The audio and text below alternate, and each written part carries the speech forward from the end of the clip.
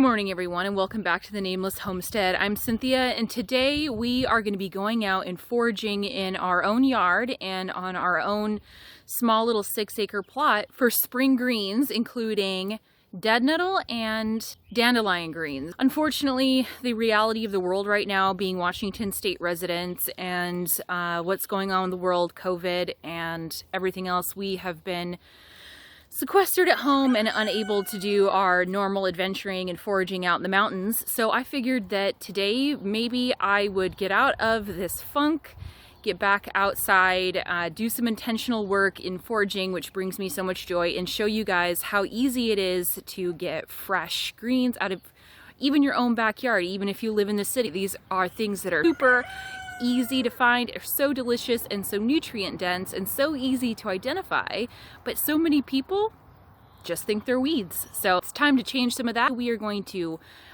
show you what dead nettle is. Obviously we know what dandelions are, but I'll show you the good ones to harvest, and we are going to have a amazing wild forage fresh early green side salad with our lunch. And guess what I found right up next to my house? It's a little bit early for these guys where I'm at, but this is dead nettle, and these beautiful little leaves right here on top is the part that you want. Super tasty and nutrient dense. Let's pluck this guy and put her in our bag.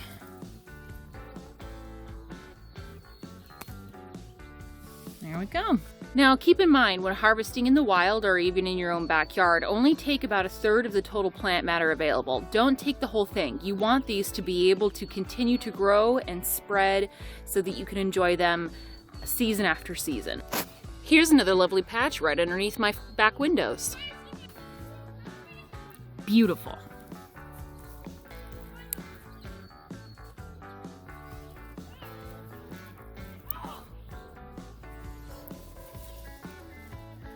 And then I can see that in the future, we've got some buds here. So this tiny little guy I'm going to leave. These guys I'm going to leave. This one I'm going to take because it's mature. Now, as far as it relates to dandelions, the one big rule with this is that you want them for their greens before they flower. The flower of the dandelions make a fantastic wine or mead.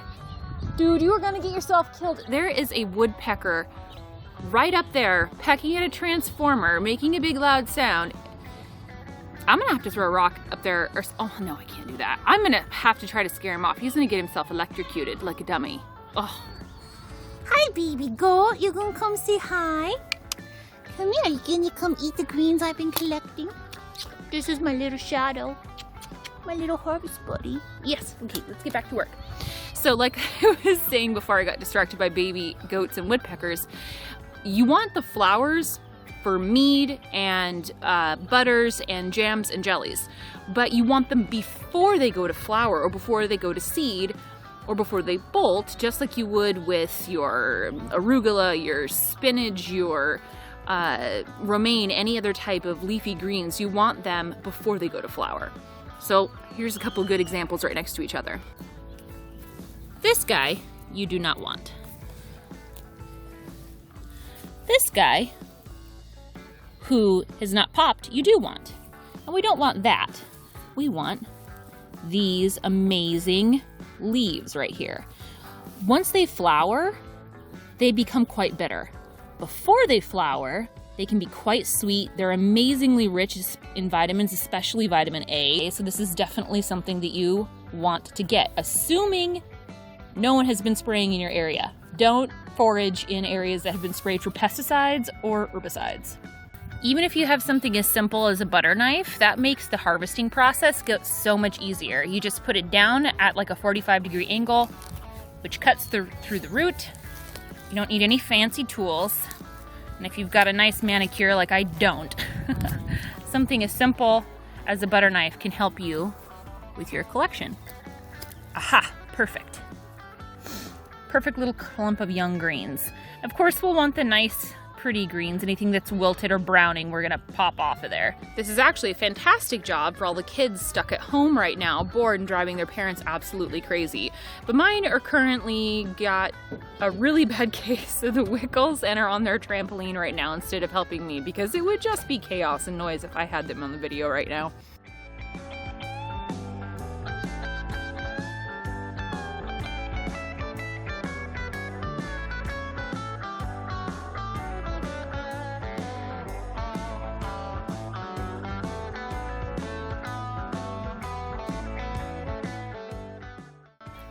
Here is a heck of a specimen. Absolutely gigantic, but has not yet quite gone to flower. Let's see if I can get it out intact.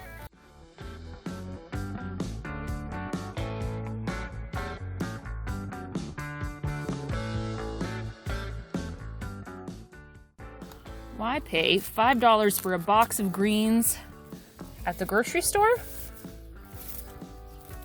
When you have these beautiful babies in your own backyard.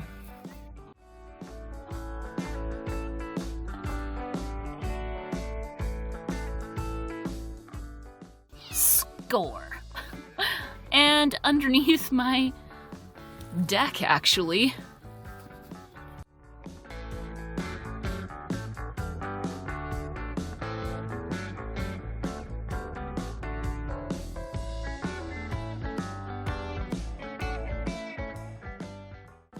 Hey, I wanted those, you naughty butt. You're stealing my greens. It's not nice. He's a little thief. Once you've finished harvesting for the day, preparing them is very easy. Let's go through that process next. All you really need for your processing of your greens is a cutting surface and a cutting tool. I also have a salad spinner, which is, of course, very helpful, but you can, of course, always just put your greens in a bowl, your cut greens in a bowl, and run them under very cold water, and it will do the same job. When you're choosing which ones you like best. Okay, so we're gonna cut off the end here. And this helps get off bulk of the dirt. Toss that to the goats. All the rest of these are pretty good. This one I would get rid of. But all the rest in this are just fine. They don't need to be pretty and perfect, but you don't want them wilted and drying and falling apart either.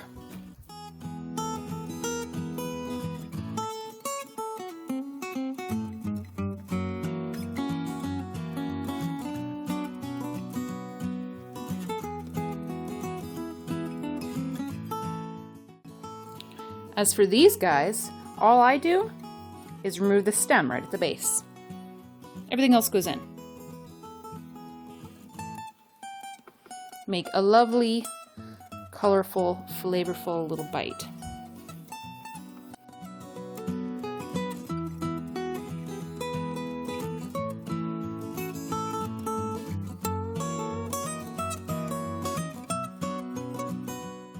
Now that our greens are all cut and processed, it's just time to wash them. Let's toss them with our favorite dressing, and I'm gonna add some chicken and serve it to the kids for lunch. Let's see what they think of it, huh?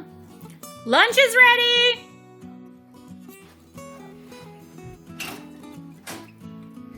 Yum!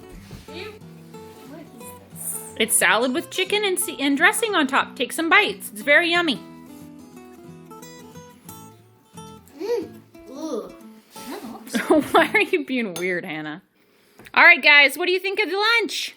Woo woo! And Hannah? No. I'm a crybaby. Pinch, pinch, pinch, pinch.